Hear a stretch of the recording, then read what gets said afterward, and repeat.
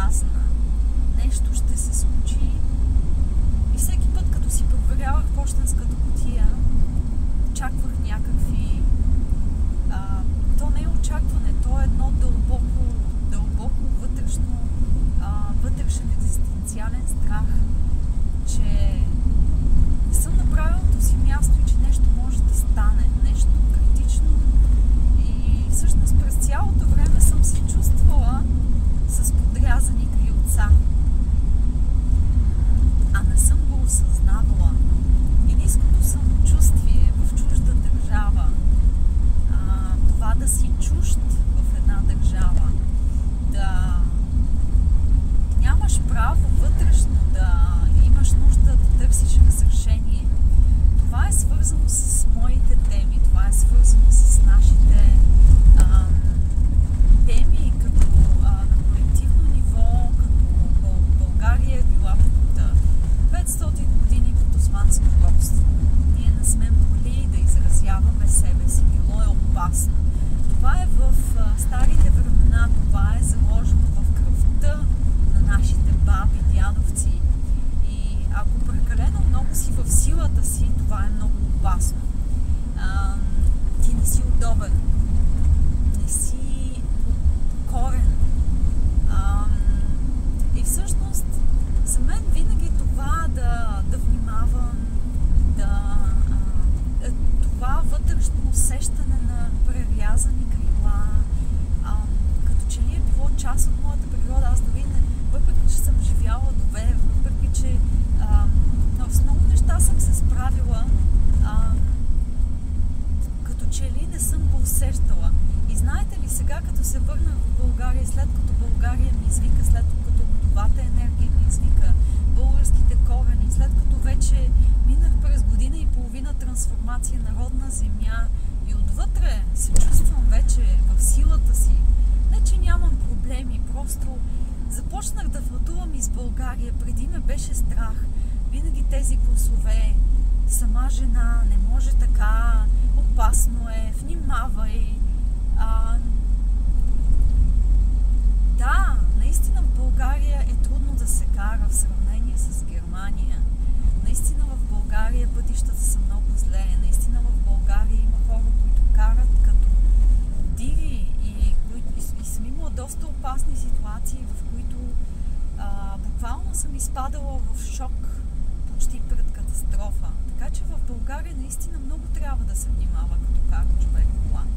И наистина да се молим да бъдем пазени и да се стараем да спазваме правилата. Те не са случайно. Но както и да е, това е друга тема. Това, което искам да ви кажа, мили хора, тръгвам на поредното пътешествие, да изследвам нови места за следващия енергиен ретрит. И това усещане в момента да карам, по нови пътища, да съм отворена, да се чувствам свободна, да изследвам.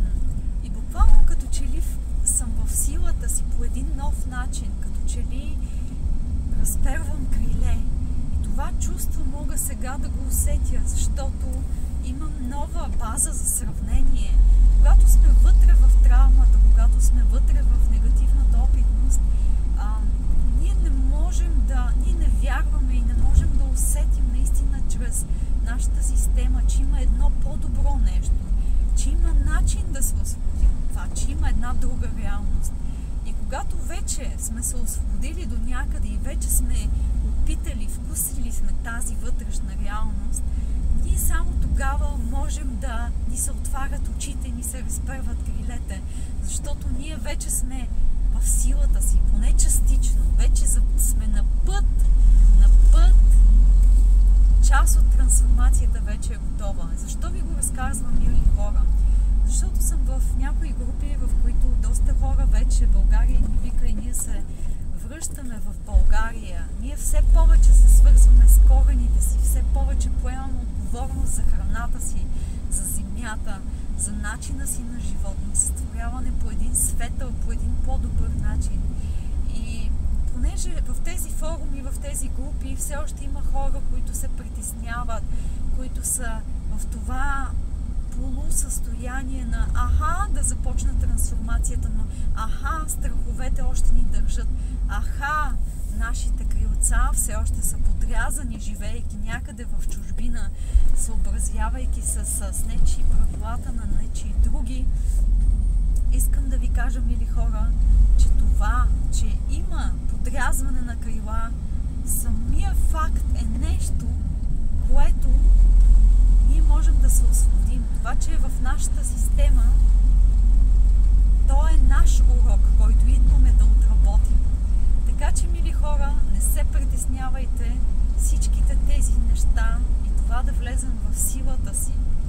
И тук не говоря за арогантност, тук не говоря за мачовищина, не говоря за високомерие, не говоря за тези външни проявления на егото.